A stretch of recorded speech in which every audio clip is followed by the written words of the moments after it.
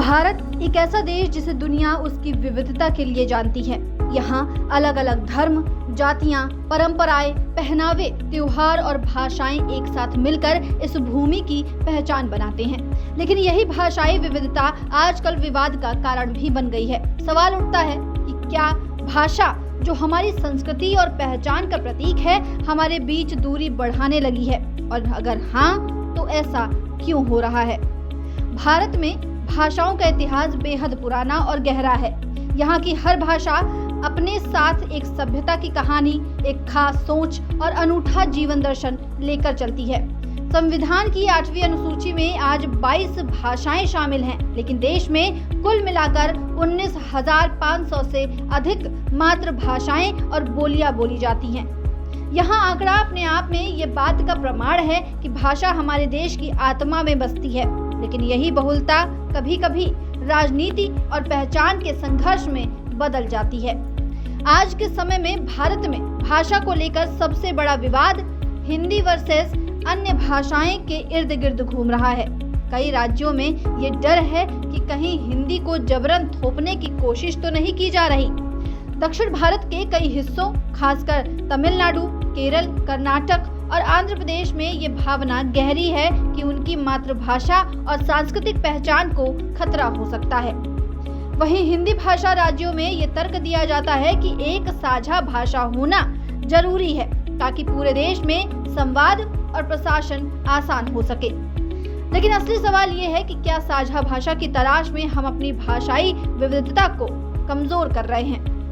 भाषा सिर्फ बोलचाल का माध्यम नहीं होती, ये एक पूरी संस्कृति, एक मानसिकता, एक जीवन पद्धति को संजोए रखती है। जब किसी भाषा को दबाव में लाया जाता है तो उसे कमतर आंका जाता है, तो उस भाषा से जुड़े लोगों में असुरक्षा की भावना पैदा हो जाती है। इतिहास गवाह है कि भारत में भाषा को लेकर विवाद नया नहीं है। स्वतंत्रता से पहले और बाद में कई बार भाषाई आधार पर आंदोलन भी हुए हैं। आपको बता दें कि 1950 के दशक में भाषाई राज्यों के पुनर्गठन की मांग ने पूरे देश को हिला दिया था।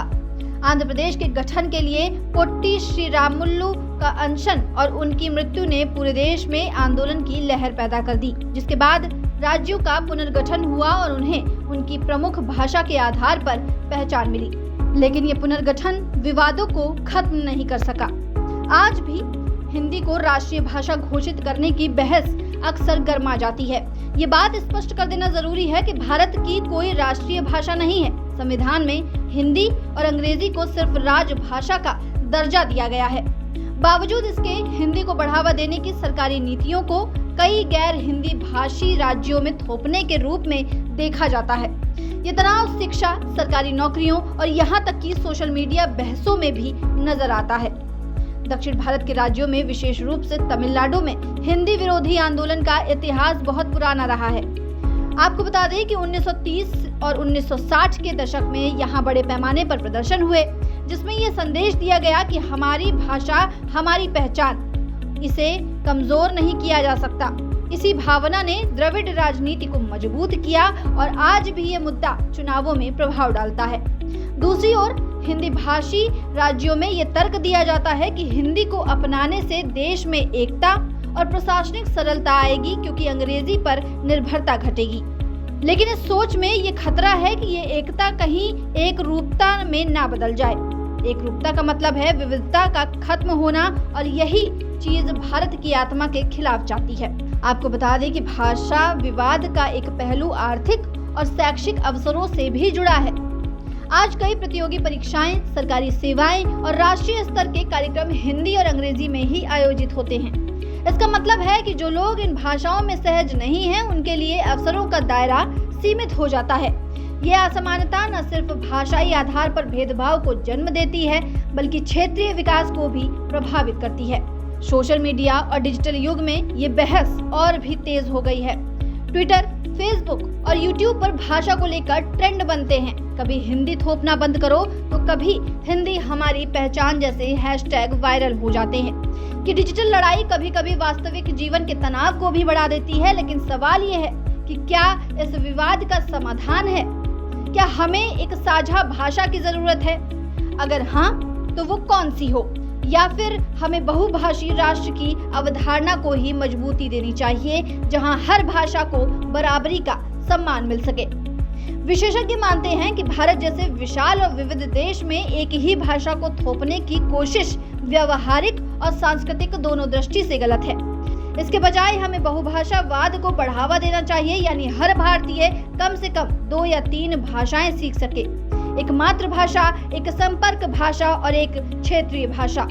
ये मॉडल न सिर्फ भाषाई विविधता को बचाएगा बल्कि आपसी संवाद को भी आसान बनाएगा।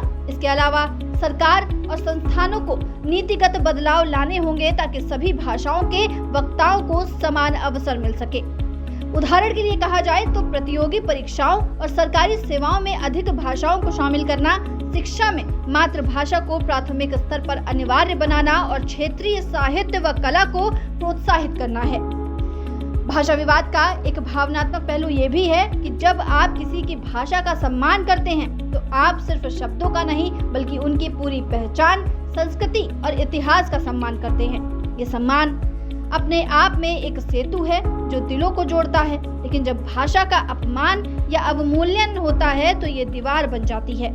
भाषा की ताकत उसकी विविधता में है और भाषा उस विविधता का सबसे रंगीन हिस्सा है। अगर हम इस विविधता को एक राजनीतिक या आर्थिक टकराव में बदल देंगे तो हम अपनी सबसे बड़ी पूंजी खो देंगे। हमें ये समझना होगा कि एक राष्ट्र एक भाषा की सोच हमारे लिए नहीं बल्कि एक राष्ट्र अनेक भाषाओं का विचार ही हमारी असली पहचान है। अंत में ये याद रखना जरूरी है कि भाषा विवाद का समाधान किसी बहस या चुनावी नारे से नहीं निकलेगा बल्कि रोजमर्रा की जिंदगी में आपसी सम्मान और समझ से निकलेगा। अगर हम अपनी और दूसरों की भाषा को बराबर माने, उसे सीखने और समझने का प्रयास करें तो विवाद की जगह संवाद पैदा होगा और संवाद ही वो ताकत है जो इस देश को एक साथ जोड़े रख सकती है।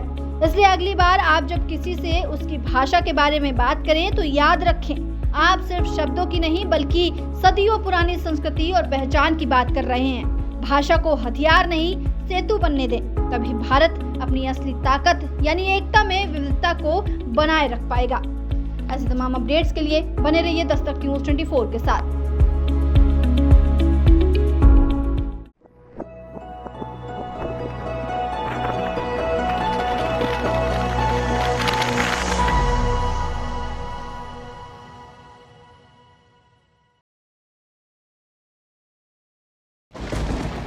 Every drop is a promise of life. Vrishti, drop of life, packaged drinking water.